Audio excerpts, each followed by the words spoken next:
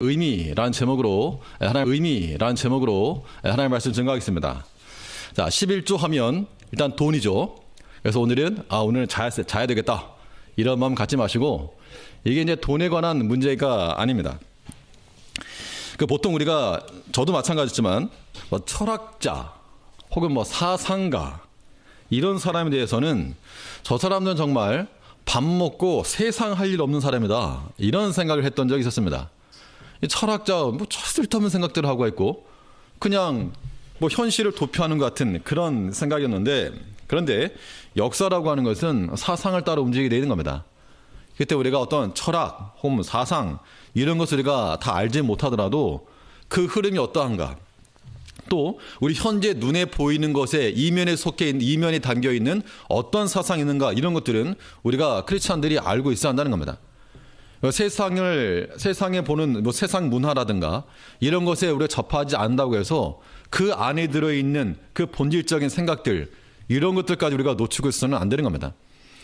이 세대 문화가 어떤 배경이 있는가, 그 뒷배경에 어떤 사탄의 그런 사상과 또 계략과 이런 것이 있다면 우리는 그것을 단호하게 배격할 수도 있어야 한다는 겁니다. 요즘 그 사상이라고 말하면 젊은 층뿐만 아니라 사상은 반기독교 혹은 탈기독교입니다.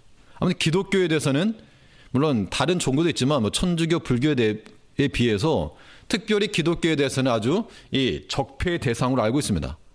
그와 더불어서 대형교회에 관한 그런 이야기들이 나오고 있고, 또 그런 것들을 조장함으로써 아무튼 교회는 문제가 많고 목사들은 이거 착취의 대상이며, 사실 교회가 어느 순간, 예전에는 교회가 사회에 그런 빛과 소금 역할을 했고 지금도 마찬가지로 어려운 일이 있을 때 교회가 먼저 나서고 희생하고 헌신하는데, 그러한 것들은 전혀 논외로 하고 그런 것은 생각도 안 하고, 아무튼 눈에 보이지, 아무튼 외적으로 드러나는 역기능들, 이런 것들만 부추기는 그런 게 되었다는 겁니다.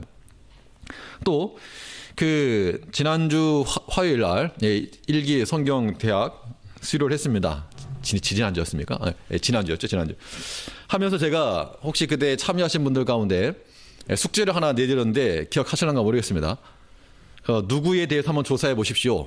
어느 분의 어떤 사람, 이 사람에 대해서 한번 보십시오라 그랬는데, 혹시 알아보신 분 있으면 저희가 윙크를 한번 주시고, 안 하신 것 같습니다. 제가 이제 홈페이지 공지사항란에 하나 링크를 걸어놓을 테니까, 학생들과 젊은 사람들은 필수, 그리고 젊은 층도 필수.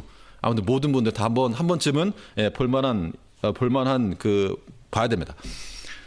오늘 기독교계 아주 핫한 인물로서 등장하고 있는데, 저는 이제 얼마 전에 이렇게 알게 됐습니다. 이 사람이 원래 동국대학교 건학 2년 장학생으로 4년 장학생으로 간 사람입니다. 불교학교죠. 불교 건학 이념에 부합한 사람이니까 이 사람은 아주 기독교적인 인물이 아니고 불교에 심취한 사람이죠. 이 사람의 마음 가운데 의를 실현하기, 이 땅 위에 정의를 실현하기 위해서 교회를 쓸어버려야 된다, 이런 마음을 가지고 그 사람이 종교자유연합이라는 종자연이라는 단체를 만들어서 활동을 하였고, 예전에 대광고 사건, 기독교 학교임에도 불구하고 예배 드릴 수 없다, 또 본인이 만일 학생이 거절하면 예배 드리라고 강요할 수 없다, 강의석 그 학생이었죠. 1인 시위할 때 그 뒤에서 힘을 줄였고, 그 다음에 경부고속도로 가다 보면 Jesus loves you라고 하는 큰 입간판 있던 거, 이거 헌법소원 내가지고 그거 철거시켰고, 그리고 2008년도에 종교편향법, 공직자라든가 이런 사람들이 이 공직에서 혹은 공직석상에서 전도에 관계되는 거 하면 형사처벌까지 받게 하려는 법을 발의하려다가 그것이 실현되지 못했다. 그래서 이제 마지막 항판, 정말 아주 강력한 거 하나로 기독교를 끝장내겠다라고 하는 일념을 가지고 절에 들어가서 이제 연구를 하는데, 절에 들어가 너무 머리가 아파가지고 나왔답니다. 나오면 머리가 맑아지고, 또 이제 기독교를 쓰러뜨리기 위해서 절에 들어가면 더 머리가 아프고, 그래서 나왔답니다. 절에서 나와가지고 집에 가서 기독교 방송을 틀었답니다. 열혈 시청자, CTS 같은. 왜 받는가 하면 은혜로워서 본 게 아니라 기독교를 무찌르려고, 기독교를 쓸어버리기 위해서 어떤 뭘 말하는지를 알려고 들었다는 겁니다. 그러다가 평상시처럼 웃기고 있네, 쇼하고 있네, 이렇게 하다가 또 어느 한 분이 이제 구원에 관한 그 얘기하는데 쇼하고 있네라고 말하는 그 순간 예, 그 다음부터는 이제 직접 보시고. 예, 링크, 아마 아시는 분도 계실 것 같은데, 예, 링크 걸어놓을 테니까, 이종훈 교수라고 하는 사람입니다. 스타일이 머리 빡빡 깎아가지고 중같이 생겼는데, 아무튼, 유튜브에 찾아보시면 있는데요. 몇 가지만 찾아보면 몇 가지만 들어봐도 무슨 의미인지는 이해가 될 겁니다. 현대판 바울이 나타났다라고까지 이렇게 말하는데, 우리가 어디까지 그거 다 믿을 것인가는 아니지만, 그래도 우리가 놓치고 있는 부분이 무엇인가 하면, 기독교를, 그 사람 말만 따나, 기독교는 이 땅에 쓸어버리겠다라고 하는 그 정신을 가지고 입법 활동을 하고 그러는데 대놓고 하지 않고 알게 모르게 한다는 겁니다. 알게 모르게. 은연중에 모든 사람이 받아들일 수 있는 그런 환경을 만들어가고 그 가운데 하나가 동성애라고 하는 거죠. 성경에서 동성애하면 돌로 때려 죽여라 그랬는데 요즘 그렇게 말하면 저는 구시대적 인물이라 그렇게 말할 겁니다. 서울 광장에 가면 무지개 우산 들고 다니면서 하나의 아름다운 방법이다 이렇게 말하거든요. 그렇기 때문에 그 이면에 동성애라고 하는 거 그러면 이것이 이제 괜찮은 거다. 합법화 시켜놓게 되면 하나님께서 남자 여자를 만드셨다. 가당치도 않은 그런 말이 되는 겁니다. 어린 시절부터 그런 것들 주입하게 되면 당연히 신앙이 떨어지게 되죠. 그래서 이 사람이 하는 말이 거기서 한 단계 더 나가서 남녀차별 이걸만을 말하려고 하는 게 아니라 우리가 추구하려고 했던 게 뭐냐. 아예 성이라고 하는 개념을 없애버린 거다. 남녀차별이 아니라 아예 성 자체를 없애버린 거죠. 그래서 남자적 성향을 가진 사람이 있고 여자적 사람을 가진 사람도 있고 그 중간 50반만짜리가 있고 3분의 1, 3분의 2짜리가 있고 한 58가지인가를 구분했다는 겁니다.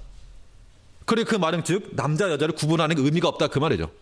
그러면 기독교적 관점에서 하나님이 남자 여자를 만드시고 이거 말도 안 되는 웃기는 소리다 그 얘기입니다. 그런 것들을 목표로 그 사람들이 입법 활동을 하고 계획을 세운다는 겁니다. 그런 이야기를 들으니 이거 정말 이거 손 놓고 있었구나. 물론 우리가 그런 것들 다 할 수 없지만 정말 이런 생각을 가지고 있는 사람도 있구나. 그런 것들을 좀 생각해 봤는데 좀 섬찟하더라고요. 또 그 사람이 하는 말이 이 종교인 과세에 대해서도 사실은 저도 그거 하면 되는 거 아닌가 단지 그렇게만 생각했는데 물론 이제 좀 수정되었다라고 하는데 그 전에 34가지인가 그 과세 항목이 나왔습니다.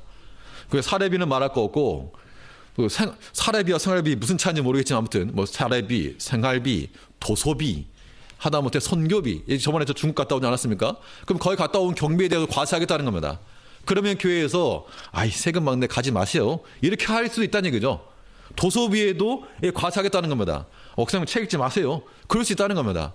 신방비 어떻게 그걸 알았는지 아무튼 그 사람 33가지 보면 저도 처음 본 것들이 많아요. 경료금, 위로금 그런 게 있는지도 모르겠는데 아마 신방비 신방 가면서 이제 그때 교통 이용하면 그때 들어간 기름값에 대해서 과세하겠다. 아니면 신방하다가 또 식사할 수 있지 않습니까? 그것도 과세하겠다. 아무튼 까무로 출판했는데 이게 전 처음에는 이제 종교 과세 그것만 생각하다가 이런 항목도 쭉 나온 걸 보고 이건 아니다. 이건 뭔가 정말 그 사람 말 맞다나 이 기독교에 대한 당연히 아니라고 말하죠. 정부에서는. 그런데 그런 것들의 취지에서 근본적인 취지에서는 당연히 물론 이제 그 사람 또 하는 말은 이 기독교를 무너뜨리기 위한 방법이 기독교에 대한 반대적인 것을 싸움을 거는 게 아니라 기독교 내에 그런 분란을 일으키는 거다. 근데 종교인 과세 이 문제도 대형 교회와 작은 교회가 서로 다투게끔 프레임을 짰다는 겁니다. 자기들이. 사실 종교인 과세하게 되면 미자립 교회라든가 사실 이제 어렵게 사시는 분들 많으시죠. 그분들에 대해서는 어떤 국가에서 주는 보조금이나 환급금이 있다. 그러니까 그분들은 좋다라고 말하는 거죠. 작은 교회라든가 미자립 교회들은 당연히 그냥 해라. 어차피 우리 어려우니까 좀 보조받고. 대형 교회 같은 경우는 이런 여러 가지 이유를 들어서 반대를 하는 거죠. 그러다 보니까 교회 내에서 자중질환이 일어난다. 그런 것을 목표로 그렇게 아무튼 여론을 돌린다는 겁니다. 다른 사람이 하는 얘기가 아니라 그것을 앞장서서 하려고 했던 사람이 하는 얘기를 들으니까 이거 소름이 끼칠 정도로 우리가 어떤 이 사회적인 것에 대해서 우리가 그렇게 다 참여한다거나 그런 건 어렵지만 그런 흐름, 사상의 흐름 이런 것들에 대해서 우리가 조금은 분별할 수 있는 그런 것은 필요할 듯 보입니다. 제가 이걸 다 말씀드릴 수 없고 또 알지도 못하고 한번 링크 걸어놓을 테니까 찾아보시고 분별해서 듣긴 들어야 되지만 우리가 놓치고 있었던 부분이 무엇인가를 한번 아는 거 필요한 것 같습니다. 한번 보실 것을 고민하고 그 가운데 하나가 뭐냐 아무튼 권위 해체라는 하면 권위 해체. 이 시대의 사상의 특징이 권위를 해체하는 것이다. 그렇기 때문에 하나님 말씀이라 그래도 아무튼 권위 있는 것에 대한 다 해체를 시켜버리는 겁니다. 그래서 우리가 지금까지 중시해왔던 그런 가치관들, 이런 것들을 하나씩 다 깨는 거죠. 금기사항들. 그래서 인권이라는 이름하에 아무튼 그러니까 인권은 소수자에게만 있는 겁니다. 그러니까. 그래서 우리가 범죄자에게만 인권이 있는 거고, 당한 사람 없는 거고, 이런 식으로 그 사람의 말이 그래요. 그렇게 쫙 간다. 결과적으로는 이제 이 사람이 회심한 다음에 이제 회개했죠. 회개한 다음에는 참된 인권이라고 하는 거는 하나님을 알 때만 인권이 있다. 하나님 믿었으니까 우리가 사람답게 사는 것이지 그렇지 않으면 없는데, 지금 그렇게 운동하는 사람들은 다 사람의 인권을 짐승의 수준으로 떨어뜨리는 것이다. 정말 그런 식으로 남녀 차별이 없어지게 되고, 성이 무너지게 되고, 도덕이 무너지게 되고. 그래서 일례로 미국의 예를 들면서, 미국에 입국 안 가봐서 모르겠지만 공항에 갈 때 남자 여자 혹은 부모 엄마 아빠 이것도 없답니다. 엄마 아빠 이것도 차별이다. 페어런츠 1, 페어런츠 2, 부모 1, 부모 2 이런 식으로 간다는 거죠. 그래서 그런 것들이 들어오게 되면, 물론 한국 사회라고 하는 것이 어느 정도 유교적 사상도 있고 그렇긴 하지만, 이건 사상의 흐름이라고 하는 것은 시간적인 문제라고 하는 것이죠. 그래서 우리가 가져야 될 것은 분명 성경적 기준에 대해서 명확히 가져야 되고, 특히 젊은 세대들, 학생들 같은 경우에 주변에서 어른 이야기를 듣고 동생이 그거 괜찮은 거 아닌가요? 라든가 이런 거 괜찮은 거 아닌가요? 라든가 그런 것들 우리가 동조할 것이 아니라 분명 기록되어진 말씀을 근거로서 우리가 판단해야 한다는 겁니다. 그 가운데 하나가 또 무엇인가 하면 11조 관계된 겁니다. 사실 우리 이 신명기 14장에 지난주 말씀하면서 세 가지가 있어. 하나는 죽은 자에 대한 애도, 그 다음에 먹을 것과 못 먹을 것, 정한 거 부정한 거, 그 다음 또한 11조에 있다. 이제 11조에 관련된 이런 설교를 하다 보면 교인들 부담되는 사람이 있을 것도 같고, 그래서 이거 해야 되나 말아야 되나, 이 교인 눈치 보는 거죠. 참 목사가 아니니까 그런 것들을. 그래서 이제 말씀을 준비를 하는데, 근데 여기도 마찬가지로 제가 한번 조사를 해봤습니다. 했더니 11조 하지 마라. 이게 이제 설교 제목입니다. 믿지 않는 사람이 하는 게 아니라 설교 제목이 11조 하지 마라. 1시간 15분짜리. 듣느라고 지겨웠는데. 그 다음에 그거 넘어서 11조 하지 마라가 아니라 이제 아예 11조 하면 지옥 간다. 이거 뭔가 지금 흥미를 끌려고 그렇게 한 게 아니라 실제로 그 논리를 가지고 하더라고요. 그래서 제가 또 들었습니다. 이것도 1시간짜리. 왜 이렇게 길게 하는지. 그래서 들어봤는데 무슨 논리인가 하면 이겁니다. 물론 이제 11조에 관계된 것에 대해서 새롭게 의미를 정의한 면도 없지 않았지만, 근데 마지막 결론이 이게 참 그건 논리도 아니고 아무것도 아니라는 생각이 들었는데, 그들의 논리 이겁니다. 구원받는 것이 율법을 행함으로 구원받는 것이 아니라 우리는 예수를 믿음으로 구원받는다. 그건 맞는 말이죠. 그럼 율법에 행하는 것으로는 구원 얻지 못한다. 바꿔 말하면 율법을 행하는 자들은 안식하지 못하고 하나님 안에 들어갈 수 없고 구원 얻지 못한다. 그러므로 이 11조를 행하는 것은 율법을 지키는 것이므로 구원받지 못하고 안식 들어가지 못한다 라고 말하면, 그러면 다 하지 말아요. 다 원수를 사랑하라 하지 말아야죠. 왜? 지옥 가니까. 그러면 구제도 하지 말아야죠. 왜? 율법이 나왔는데, 성경이 나왔는데 그거 하면 지옥 가니까. 말이 안 되는 겁니다. 그런데 그런 노래를 듣고 있던 사람들이 다 아멘 하는 겁니다. 하면서 이 11조에 대해서 이런 걸 안 가르치는 목사들은 머리에 똥 들었다. 그렇게 말한 거죠. 그래서 냄새가 나는지 모르겠지만 아무튼 그렇게 말하는데, 이제 성경에 그런 말 있죠. 다 자기 사욕을 좇을 스승을 둔다. 자기가 듣고 싶은 말 하는 사람을 따라가는 겁니다. 그러니까 예를 들어서 11조에 대해서 부담이 있거나 이것 조금 하고 싶지 않거나 이런 사람들은 그런 거 좋아하는 거예요, 사실. 그럼 하는 말이 11조는 이 감사해서 하는 거지 누가 억지로 시키는 거 아니다. 감사하는 마음 들면 11조도 할 수 있고 2조도 할 수 있고 3조도 할 수 있다. 그 말 상당히 합리적으로 보이죠. 그러나 그 이면에는 이 아무튼 성경 말씀에 대해서 그런 각색, 탈색, 왜곡, 자기 논리를 앞세우면서 산다는 겁니다. 아무리 어떤 많은 논리가 있고 한다 하더라도 성경에서 분명히 이 명칭상으로도 11조라고 하는 말이 없는 것도 아니고, 오늘 본문에만 봐도 매년 11조를 하라라고 하는 말에 대해서도 우리가 문자적으로 해석할 거는 문자적으로 해석하고 문맥으로 할 건 문맥으로 하지만 그런 것들을 우리가 바꿔나가는 거, 그런 것들을 안 한다 그래야지 개혁적이고 진보적이고 이렇게 나간다는 겁니다. 그러나 우리는 그런 사상, 하나님께서 뭐 지혜가 없고 지금 그런 말하는 사람보다 무식해서 이렇게 성경을 기록하였겠는가? 그동안 모든 종교개혁자들과 신앙인들이 무식하고 몰라서 해왔겠는가? 아니라는 겁니다. 문제는 11조에 대한 바른 정신, 바른 의미를 알고 하는 것이 중요한 겁니다. 무턱대고 100만 원 벌어서 11조면 10만 원 내가 딱 바치는 거, 이게 11조가 아니라 그런 계산하는 산술적인 측면에서가 아니라 11조가 무엇인가라고 하는 것에 대한 이 명확한 이해, 이건 필요한 겁니다. 종교개혁자들도 이 교회가 헌금 설교를 하는 것이 잘못된 것이 아니라 바른 헌금을 할 수 있도록 설교해야 된다라고 말했는데, 오늘 11조에 관계된 말씀 나왔으니까 이 11조의 그런 의미가 어떤 의미인지, 사실 우리가 뭐 10분의 1이라고 하는 것은 액수적인 것이지만 그것보다도 더 한번 생각해 봐야 될 게 있다는 겁니다. 11조의 바른 의미가 무엇인가? 먼저 생각해 볼 수 있는 것은 이 11조에는 우리가 하나님의 소유 가운데 살고 있다는 신앙 고백을 하는 겁니다. 예를 들어서 뭐 단적 예입니다. 내가 만일 자가, 즉 내 소유의 주택에 살고 있다 그러면 내가 활동함에 있어서 내가 누군가에게 뭘 지불한다고 이거 없을 겁니다. 왜냐하면 내 거니까 그냥 내가 사는 겁니다. 근데 만약 우리가 다른 주인의 그런 소유물에 우리가 들어 산다 한다면 그에 대한 어떤 이 사용료를 지불할 수 있겠죠.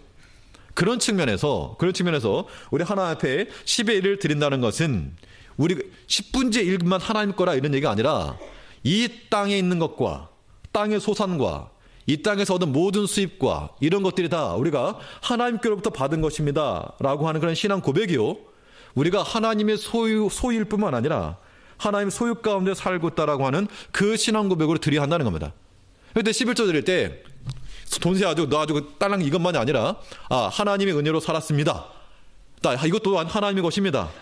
나 이 땅에서 나그네로 사는 존재이고 이 땅은 내 땅이 아니요 내가 돌아갈 하나님의 나라가 있는 것과 하나님 우리에게 임시 거하게 하시는 것이라고 하는 그 인식과 믿음을 가지고 드리는 것이 참된 11조의 정신이다, 그 이야기입니다. 그런 신앙 고백 가지고 우리가 11조 하자, 그런 얘기죠. 또 어떤 의미가 있는가 하면, 두 번째로는 이 11조에 나머지 것도 하나님의 뜻대로 사용하겠다는 그런 고백이 들어가야 됩니다. 11조면 100만 원이면 10만 원은 딱 떼서 바치고 90만 내 거, 이런 정신이 아니라 전부 다 하나님의 것인데 내가 10의 1을 드림으로써 이거 하나님의 것을 구별했다, 그 이야기입니다. 이 숫자 가운데서 10이라고 하는 숫자는 완전수입니다. 7도 그렇고 10도 그렇고. 즉 완전수라고 하는 것은 우리 이 땅에서 얻는 것에 대해서 모든 것을 가리키는데 그중에서 1, 첫 번째 것을 드린다. 이 1이라고 하는 의미 자체가 뭐 기수소수 말할 때 1도 되고 첩제도 되는데, 유대적 관점에서 1, 첫째라고 하는 것이 무슨 의미를 갖는가 하면 모든 것의 대표입니다. 모든 것의 대표고 뒤에 있는 것을 대신한다, 그런 의미를 갖는 거죠. 그러므로 10에 1을 드린다는 것은 이 모든 것 가운데 첫 번째 것을 드린다는 그 의미고, 또 내 뒤에 있는 모든 것들도 다 드린다는 그런 의미가 되는 겁니다. 그럼 우리가 11조를 드릴 때 어떤 마음을 드려야 되는가? 내가 100만 원 벌었으니까 10만 원 하나님 거, 90만 원 내 거, 이런 게 아니라 다 하나님 겁니다. 하나님께 다 주셨습니다. 이런 신앙 고백 가지고 드려야 한다는 겁니다. 이것이 바른 정신이지, 뭐 1000만 원 벌어서 100만 원 하더라도 이런 고백 없이 그냥 이거 내가 주인이다, 이런 마음 가지고 하는 거, 이거 합당치가 않다는 겁니다. 우리가 비록 소득은 적을지라도 하나 앞에서 하나님 주신 것을 알고 또 10의 1만이 아니라 10의 9 나머지 것도 누구 거다? 이것도 하나님의 것이다. 그런 마음을 가지고 우리가 11조를 한다는 겁니다. 그것이 중요한 것이죠. 보통 11조에 관련된 이야기를 하게 되면 나오는 이야기가 11조의 기원이 어디서 나왔느냐라고 말하면, 창세기 14장에 보면 아브라함이 그 놀라움의 그 연합군과 전투한 이후에 돌아오면서 멜기세덱을 만나 10의 1을 드렸다, 그 장면이 나오죠. 근데 또 그런 것을 가지고 그건 11조 관계된 거 아니다, 그렇게 말한다는 겁니다. 제가 11조 하지 마라, 11조 가면 지옥 간다, 이런 분들의 이야기를 다 들어봤는데 공통점이 뭐냐? 창세기 14장에 나오는 멜기세덱에 관한 이야기, 그거 그런 뜻이 아니다. 그리고 말라기 3장에 나오는 거, 하늘 양식을 쏟아붓도록 붓지 아니하보라, 그것도 11조 하는 얘기 아니다. 그렇게 풀어가는데, 눈이 있어서 보면 아무리 그런 의미적인 것을 한다 하더라도 문맥상에 분명히 이 문맥상에 기록된 것 자체를 부정할 그런 근거는 없어 보입니다. 특히 멜기세덱이라고 하는 것은 창세기 14장 18절에 보면 살렘 왕 멜기세덱이 떡과 포도주를 가지고 나왔으니 그는 지극히 높으신 하나님의 제사장이었더라. 이 멜기세덱이 누구인가 하면 예수님에 대한 표상입니다. 이 히브리서 7장에 보면 멜기세덱에 관한 내용이 나오는데 아브라함이 그의 모든 것의 10분의 1을 그에게 주니라. 그 이름을 해석하면 먼저는 의의 왕이요 다음은 살렘 왕이니 곧 평강의 왕이요. 의의 왕 그 다음 평강의 왕인데 누구를 가리키는 예수님을 가리키는 겁니다. 아브라함 때에도 떡과 포도주를 가지고 나왔다. 이건 얼핏 생각해봐도 이거 예수님께서 자신의 살과 피로써 구원하실 그 메시아 예표입니다. 그러면 하나님 앞에 그리스도 앞에 이 모든 것을 드렸다. 그리고 그렇기 때문에 이런 것에 대해서 이것을 아니다라고 말할 그런 근거가 없다는 겁니다. 물론 거기서 이제 말하는 것은 정신이 중요하다는 그런 의미가 되겠죠.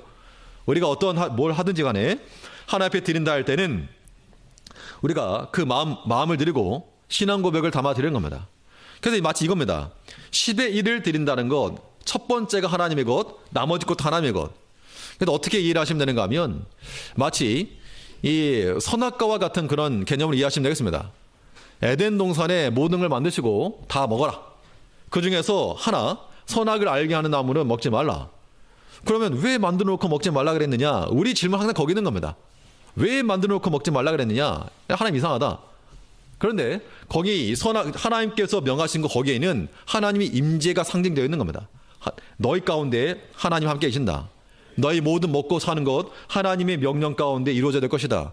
그 중심을 준 것이죠. 그런 의미에서 11조라고 하는 것도 하나님의 임재라고 생각하면 되겠습니다. 11조 자체가 어떤 거룩하고 홀리하고 그런 거 아닐지라도 우리가 10의 1을 드린다는 것 하나님께서 명하신 대로 동산에 있는 모든 실과는 먹되 동중간에 있는 선악을 알게 하는 나무는 그만 먹지 말라. 하나님께서 명하신 겁니다. 그런데 우리가 11조에 대해서 우리가 범한다는 것은 어떤 의미가 되겠습니까? 마치 이 선악과를 따먹은 그런 아담과 같은 그런 심리라고 하는 겁니다. 물론 우리가 그 11조라고 하는 것도 땅에서 나는 소산물이죠. 오늘 우리가 농사지어 사는 거 아니기 때문에 소득의 10분의 1 이렇게 우리가 이야기합니다. 또 오늘 본문에 봐도 이 소산물로 가지고 드리지만 만일 그것이 들고 가기가 어렵다거나 그럴 경우에는 돈으로 바꿔서 이렇게 하라. 즉 이 금전적인 것으로도 11조를 행할 것에 대해서 명령하고 있죠.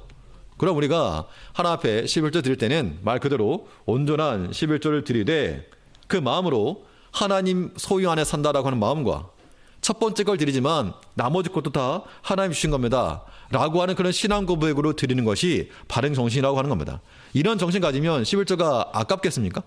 사실 인간적으로 생각해보면 이게 아깝지 않다라고 말할 수 없겠죠. 우리가 어쩌면 정말 궁할 때는 정말 10원 한 장 귀할 때도 있습니다. 그러나 우리가 하나 앞에서 신앙 고백 가지고 사는 거죠. 또 이 11조 하는 것에 어떤 의미가 있는가 하면 하나님 경외하는 법을 배우는 겁니다. 11조를 통해서 오늘 보면 23절 한번 보시면 23절에서 22절부터 보시면 너는 마땅히 매년에 토지 소산의 11조를 드릴 것이며 내 하나님 여호와 곧 여호와께서 그 이름을 두시려고 택하신 곳에서 내 곡식과 포도주와 기름의 11조를 먹으며 또 내 우양에 처음 난 것을 먹고 내 하나님 여호와 경외하기를 항상 배울 것이니라.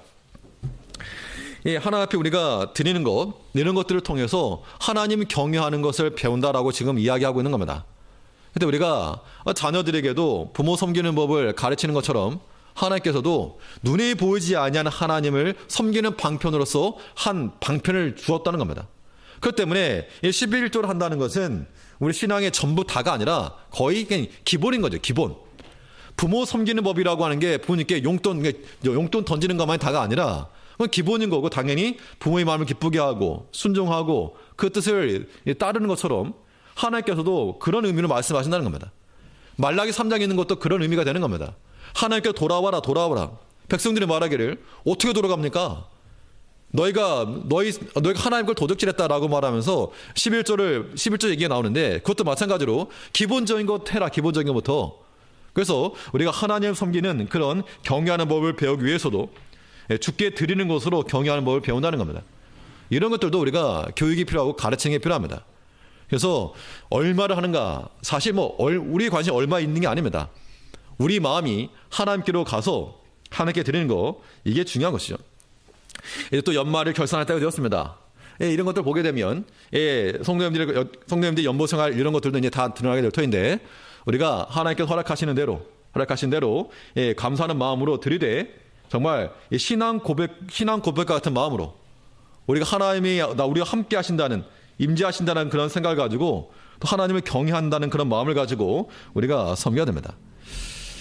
그러면 이것을 어느 수준까지 강조할 것인가라고 하는 것인데, 이건 이제 이게 11조에 관계된 것은 어떤 본인의 신앙 고백이기 때문에 쫓아다니면서 얼마 벌었습니까? 내시오. 이렇게 할 수는 없죠. 거기는 어디까지나 개인의 신앙이 달린 겁니다. 그러나 개인의 신앙에 달렸으나 그러나 그것은 해도 되고 안 해도 되는 그 선택의 문제가 아니라고 하는 것은 성도님께서 다 아실 겁니다. 예전에 그런 말 있죠. 11조 하기 굉장히 싫어하는 사람이 있었답니다. 목사님께서 이제 권면하는데도 11조 이게 참 아깝다. 그랬더니 그러냐고. 그러나 내가 기도해 주겠다. 그러면 11조 조금 할 수 있게 해달라고 기도해 주겠다. 11조 예전에 100만 원씩 했는데 그러면 11조 한 10,000원씩 할 수 있도록 기도해 주겠다. 그거 이제 바꿔 말하면 수입이 줄어드는 건데, 조삼모사입니다. 조삼모사. 우리가 참 어리석게도 하나님께서 주시는 것에 대해서는 감사합니다, 땡큐 하면서도 하나님께 드릴 줄을 모른다는 겁니다. 사람에 대해서도 마찬가지죠. 우리 사람에 대해서 받기도 하고 또 베풀기도 하고 이런 것이 같이 가는 것이 필요한 것만큼이나 우리가 하나님 경외하는 방편으로서 우리가 연보생활하는 것이지 사람 보러 가는 거 아니니까 그런 마음들 가셔야 됩니다. 또 하나 11조에 어떤 의미가 있는가? 주의 일꾼을 섬기는 것이 또 이 안에 들어있습니다. 오늘 본문에도 보면 레위인에 관한 그런 이야기가 있는데 27절에서 내 성읍에 거하는 레위인은 너희 중에 분깃이나 기업이 없는 자니 또한 저버리지 말지니라. 이 레위 12지파가 이제 지파를 분배받을 때 레위 지파는 없었습니다. 없었고 이제 성도들이 제사들이 왔을 때 그 제물 중에서 물론 번제는 먹지 못했고 화목제라든가 소제라든가 이런 것들을 해서 함께 나눴다 그랬습니다. 결과적으로 그 당시 백성들의 신앙의 정도가 약해지면, 신앙의 그 스피릿이 떨어지게 되면 당연히 제사 드리는 사람 적겠죠. 그러면 레위 자손들이 굉장히 궁핍한 삶을 살았을 겁니다. 반대로 백성들이 하나님의 은혜를 알고 제사 드리러 많이 모이게 되면 그만큼 예물이 넘쳐났겠죠. 그런 측면에서 우리가 주의 일꾼을 섬긴다, 이것도 우리가 생각하셔야 됩니다. 그런데 이거는 제가 분명히 말씀드릴 거는 요즘 사상이 그렇다는 겁니다. 교회에 대해서나 목사에 대해서나 이건 교회인들을 착취하는 노동자 착취하는 계급이다 이렇게 생각하는데, 그런 생각에 동조하시면 안 됩니다. 목사가 성도님들을 어떤 착취하거나 이런 거 아니죠. 성경에서는 뭘 말하고 있는가 하면 바울은 말하기를 수고하는 농부가 곡식을 먼저 받는 것이 마땅하다 하였고, 또 고린도전서 9장에서는 우리가 먹고 마실 권리가 없겠느냐, 율법에 곡식을 밟았더는 소에게 망을 씌우지 말라 기록하였으니 하나님께서 어찌 소들을 위하여 염려하심이냐, 오로지 우리를 위하여 말씀하심이 아니냐. 이제 11조하면 지옥 간다라고 하는 그분의 말은 이겁니다. 그러면 11조 하지 말라 그러면 교인들 안 할 거 아니냐, 그 목사는 뭐 먹고 사느냐, 이거 믿음이 바로 들어가면 하지 말라고도 할 거 아니냐, 그건 목사 책임이다. 그래서 11조 안 들어오고 연보 없으면 목사 일해라. 또 옆에 같이 있던 사람 다 아멘 하는 거야. 아멘. 물론 이제 그럴 수 있죠. 교회 형편에 따라 가는 겁니다. 제일교회 규모만 돼도 사실 이제 교회가 재정 넉넉하거나 많거나 그러진 않지만 어느 정도 목회자 어떤 사례비를 주지 못할 정도는 그런 규모는 아닐 거기 때문에 형평가 하는 겁니다. 하지만 만약에 교회가 상황이 어려진다, 그러면 제가 그렇게 요구하겠습니까? 교회도 주는 대로 받는 거죠. 전에 옛날 얘기해서 그렇지만 전에 있을 때는 한 말씀드렸죠. PC방 가서 샤워하고 그랬다고. 그럼 그런 상황에서는 당연히 목회자 양심으로서 어려운 상황에서는 어렵게 성하는 겁니다. 또 만약 하나님께서 감당할 수 있는 형편을 주시면 감당하시는 거고, 또 그렇지 않은 곳에 인도하시면 또 그곳에 사는 것이고, 바울이 말한 것처럼 내가 궁핍에 처할 줄도 알고 풍부에 처할 줄도 알아.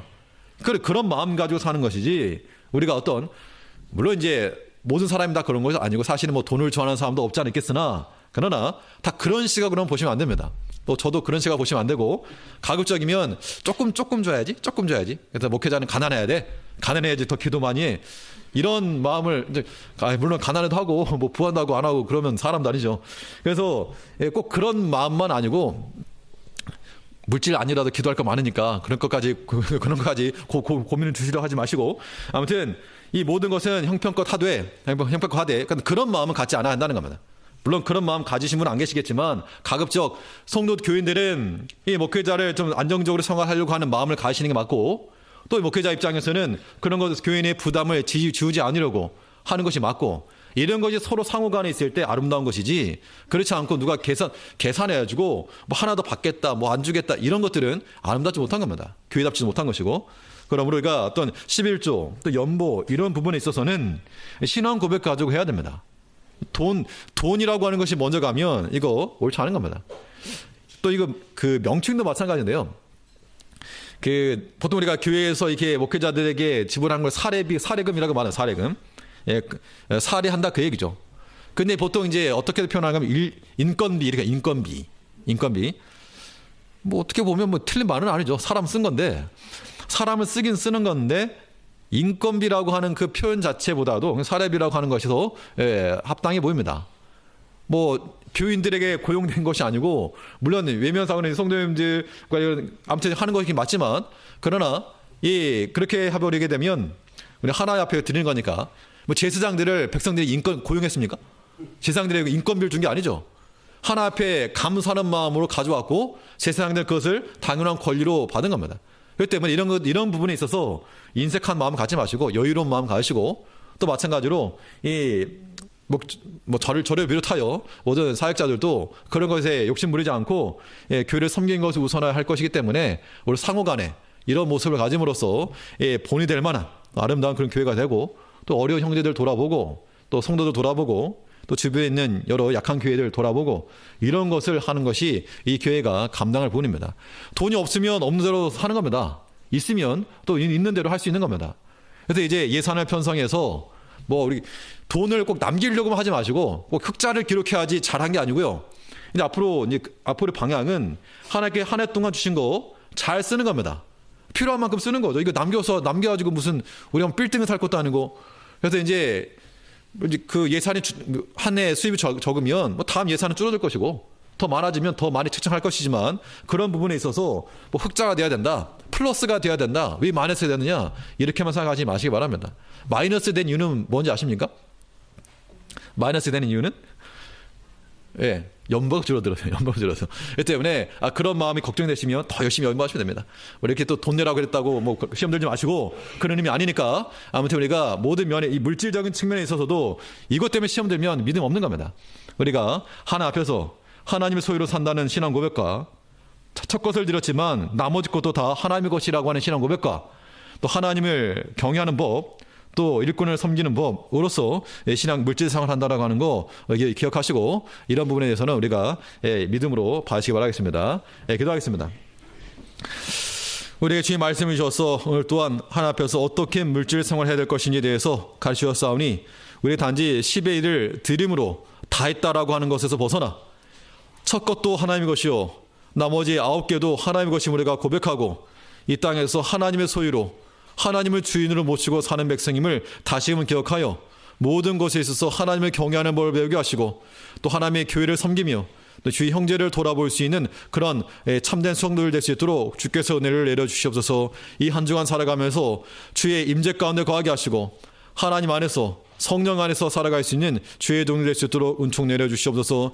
여러가 육신적 연약함 가운데 처해 있는 성도들마다 하나님께 찾아가 주시고 위로하시고 하나님께서 권면하여 주시옵소서. 특별히 주기현 일사님 하나님께서 감당할 수 있는 그런 힘을 더하시고 우리 권사님에게 은혜를 더하셔서 믿음이 떨어지지 않도록 붙들으시고 또 김희승 권사님과 이명훈 일사님과 또 모든 이들에게 이 육신적인 고통 가운데 있는 모든 형제들 하나님께서 찾아가 위로하시고 하나님께서 형통케 하여 주시옵소서. 주 예수님 이름으로 기도하옵나이다.